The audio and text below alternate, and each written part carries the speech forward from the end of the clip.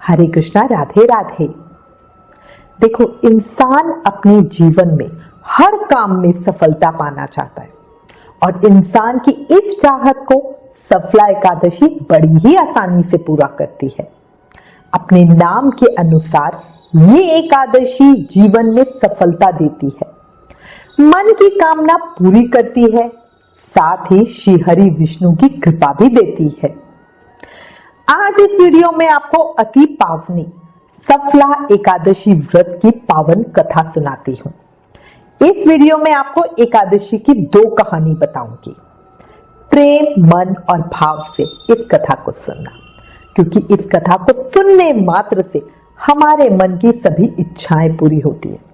तो अब आप खुद समझ लो, जब एक एकादशी कथा सुनने से हमारी इच्छा पूरी हो सकती है, तो अगर हम व्रत करके पूजा करेंगे तो उसका कितना ही फल हमें मिलेगा, है ना। चलिए अब कथा शुरू करते हैं।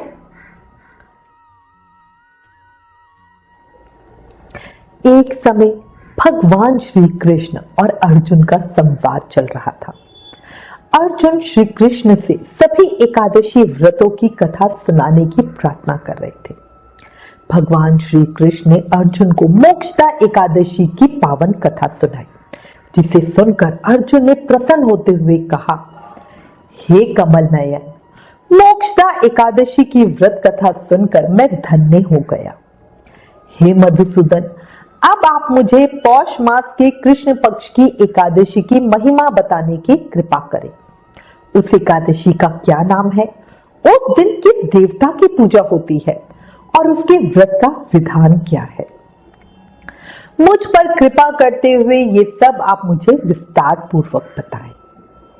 अर्जुन की जिज्ञासा सुनकर भगवान श्री कृष्ण ने कहा, हे कुंती पुत्र, तुम्हारे प्रेम के कारण मैं तुम्हारे प्रश्नों का विस्तार से उत्तर देता हूं। अब तुम इस एकादशी व्रत का महत्व सुनो।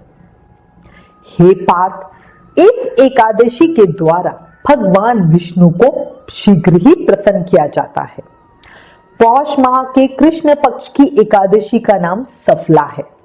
इस एकादशी के आराध्य देव शिव नारायण है। इस एकादशी के दिन श्रीमन नारायण की विधि के अनुसार श्रद्धा पूर्वक पूजा करनी चाहिए।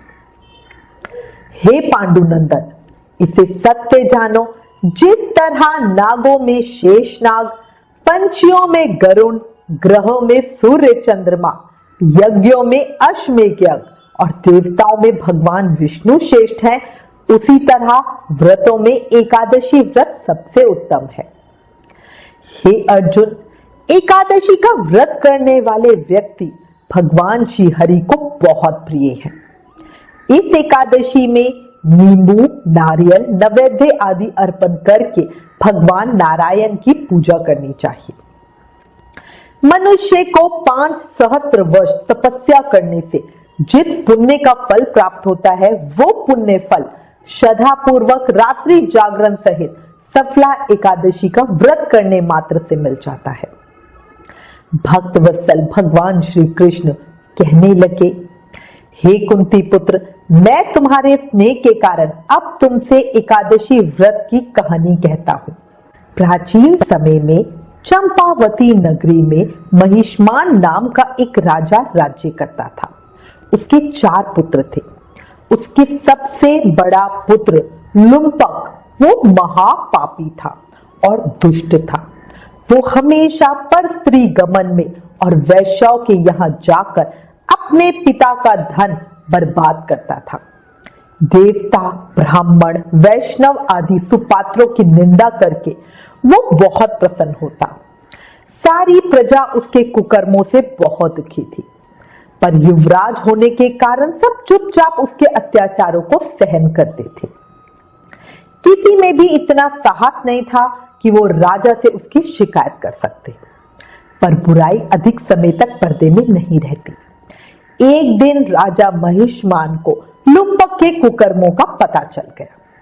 तब राजा को बहुत क्रोध आया और उसने लुम्पक को अपने राज्य से निकाल दिया। पिता द्वारा त्यागे जाने के बाद लुम्पक को बाकी सबने भी त्याग दिया। अब वो सोचने लगा कि मैं क्या करूं, कहां जाऊं। अंत में उसने रात्रि को पिता के राज्य में चोरी करने की ठानी। वो दिन में राज्य से बाहर रहने लगा और रात्रि को अपने पिता के नगरी में ही जाकर चोरी और बाकी बुरे काम करने लगा। रात में वो जाकर नगर के निवासियों को मारता, कष्ट देता। दिन के समय वन में वो निर्दोष पशु पक्षियों को मारकर उनको खाया करता था। किसी किसी रात जब वो नगर में चोरी आदि करते पकड़ा भी जाता तो राजा के डर से पहरेदार उसे छोड़ ही देते थे। कहते हैं कभी कभी अनजाने में भी प्राणी ईश्वर की कृपा का पात्र बन जाता है। ऐसा ही कुछ लुम्पक के साथ भी हुआ। जिस वन में वो रहता था वो वन भगवान को बहुत प्रिय था। उस वन में एक प्राचीन पीपल का पेड़ था और उस वन को सभी लोग देवताओं का कीड़ा स्थल मानते थे। वन में उसी पीपल के पेड़ के नीचे महापापी लुम्पक रहता था। कुछ दिनों के बाद पौष मास के कृष्ण पक्ष की दशमी के दिन वस्त्रहीन होने के कारण लुम्पक तेज ठंड से मूर्छित हो गया। ठंड के कारण वो रात को सो भी नहीं सका और उसके हाथ पैर अकड़ गए। वो रात बड़ी कठिनता के साथ बीती। सूर्य उदय होने पर उसकी मूर्छा नहीं टूटी। वो ज्यों का त्यों पड़ा रहा। सफला एकादशी की दोपहर तक वह पापी मूर्छित होकर वैसे ही पड़ा रहा। जब सूर्य के तपने से उसे कुछ गर्मी मिली तब वो दोपहर में उसे जाकर होश आया और वो अपने स्थान से उठकर किसी प्रकार चलते हुए वन में भोजन की खोज में फिरने लगा। उस दिन वो शिकार करने में असमर्थ था, इसलिए पृथ्वी पर गिरे हुए फलों को लेकर पीपल के वृक्ष के नीचे आ गया। तब तक भगवान सूर्य नारायण अस्त हो चुके थे। भूखा होने के बाद भी वो उन फलों को खाना नहीं चाहता था। उसे फल खाना बिल्कुल अच्छा नहीं लगा। उसने उन फलों को पीपल की जड़ के पास ही रख दिया और दुखी होकर बोला, हे ईश्वर, ये फल आप ही खाएं। इन फलों से आप ही तृप्त हुए। ऐसा कह के वो रोने लगा। पूरी रात उसे नींद नहीं आई। वो सारी रात रोता रहा। इस प्रकार उस पापी ने अनजाने में ही एकादशी का उपवास कर लिया। उस महापापी के इस उपवास और रात्रि जागरण से भगवान श्री हरि अत्यंत प्रसन्न हुए और उसके सभी पाप नष्ट हो गए। सुबह होते ही एक दिव्य रथ अनेक सुंदर वस्त्रों से सजा हुआ आया और उसके सामने खड़ा हो गया। उसी समय आकाशवाणी हुई, हे युवराज, भगवान नारायण के प्रभाव से तेरे सभी पाप नष्ट हो गए हैं। अब तो अपने पिता के पास जाकर राज्य प्राप्त कर। जब ये आकाशवाणी लुम्पक ने सुनी तो वो अत्यंत प्रसन्न हुआ और बड़ा आश्चर्य में भी आया और बोला, हे प्रभु, आपकी जय हो। और ये कहकर उसने सुंदर वस्त्र आभूषण धारण कर लिए और फिर अपने पिता के पास गया। पिता के पास पहुंचकर उसने सारी बात अपने पिता को बताई। पुत्र के मुख से सारा वृतांत सुनने के बाद पिता ने अपना सारा राज्य उसी समय पुत्र को सौंप दिया और स्वयं वन में चले गए। अब लुम्पक शास्त्रानुसार राज्य करने लगा। उसकी स्त्री, पुत्र आदि भी श्री विष्णु के परम भक्त बने। उसने 15 वर्षों तक सफलता पूर्वक राज्य का संचालन किया। उसको मनोज नामक पुत्र भी प्राप्त हुआ। जब वो बड़ा हुआ तो लुम्पक ने राज्य अपने पुत्र को सौंप दिया और वो स्वयं भगवान श्री कृष्ण की भक्ति में रम गया। अंत में सफला एकादशी के व्रत के प्रभाव से उसने विष्णु लोक को प्राप्त किया। इसलिए हे पार्थ, जो मनुष्य श्रद्धा और भक्ति पूर्वक इस सफला एकादशी का उपवास करते हैं उनके सभी पाप नष्ट हो जाते हैं और अंत में उन्हें मुक्ति मिलती है। हे अर्जुन, जो मनुष्य इस सफला एकादशी के महत्व को नहीं समझते उन्हें पूंछ और सींगों से विहीन पशु समझना चाहिए। सफला एकादशी के महत्व को पढ़ने और सुनने मात्र से प्राणी को राजसूय यज्ञ के समान फल मिलता है। याद रखो, जब मनुष्य निश्चल भाव से अपने पापों की क्षमा मांगता है तो भगवान उसके बड़े बड़े पापों को भी क्षमा कर देता है। लुम्पक जैसा महापापी भी भगवान श्री हरि की कृपा से वैकुंठ में जाता है। ओम नमो नारायणाय नमः। बहुत समय पहले की बात है। किसी गांव में एक लड़का सूट बूट पहनकर अपने ससुराल पत्नी को वापस लाने के लिए जा रहा था। रास्ते में एक गाय कीचड़ में फंसी हुई थी। वो उस लड़के से कहने लगी, बेटा मैं कीचड़ में फंसी हुई हूँ, मुझे हाथ देकर बाहर निकाल लो। वो कहने लगा, नहीं नहीं, यदि मैं कीचड़ में हाथ डालूंगा तो मेरे कपड़े गंदे हो जाएंगे, मुझे तो अपनी पत्नी को लेने ससुराल जाना है। उस गाय को बहुत गुस्सा आया। मुसीबत में फंसे हुए की मदद करने की जगह वो अपने कपड़ों की चिंता कर रहा है। गुस्से में गाय ने उसे श्राप देते हुए कहा, अच्छा तुम ससुराल जाओ, तुम वहां पर नहाओगे तो आधे गधे बन जाओगे और अगर खाना खाओगे तो पूरे गधे बन जाओगे। गाय की बात सुनकर वो थोड़ा डर गया, पर फिर भी मन को समझाता हुआ बोला, ये सब बेकार है, कुछ नहीं होगा। मन में थोड़ी चिंता के साथ वो ससुराल पहुंचा। उसके साले ने कहा, आओ जीजा जी नहा धोकर खाना खा लो। वो बोला, मैं नहीं नहाऊंगा। साला बोला, ठीक है नहाना मत, खाना तो खा लो। उसने खाना खाने से भी मना कर दिया। ससुराल में सभी लोग परेशान हो गए, सोचने लग गए ये ऐसा क्यों कर रहा है, ना तो नहा रहा है ना खा रहा है, भाई कोई गुस्से वाली बात होगी। उसकी पत्नी उसके पास आई और पूछा, क्या हुआ, ना आप नहा रहे हो ना खाना खा रहे हो, किसी बात पर नाराज हो क्या?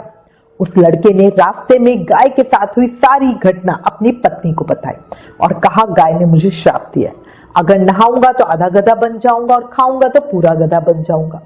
उसकी पत्नी बोली, ये सब बेकार की बातें हैं, आप आराम से नहा लो और खाना खा लो, कुछ नहीं होगा, और अगर कुछ होता भी है तो मैं वचन देती हूँ आपका पूरा साथ दे दूंगी। लड़का अपनी पत्नी की बात सुनकर कुछ निश्चित हुआ और नहाकर खाना खाने बैठा। जैसे ही खाना खाकर खड़ा हुआ तो वो पूरा गधा बन गया।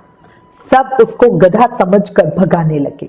उसकी पत्नी ने सबको रोका और कहा, ये गधे नहीं है, इन्हें मत मारो, ये मेरे पति है, इन्हें गाय का श्राप लगा है, इसलिए ये गधे बन गए हैं, आप मुझे इनके साथ ऐसे ही विदा कर दो।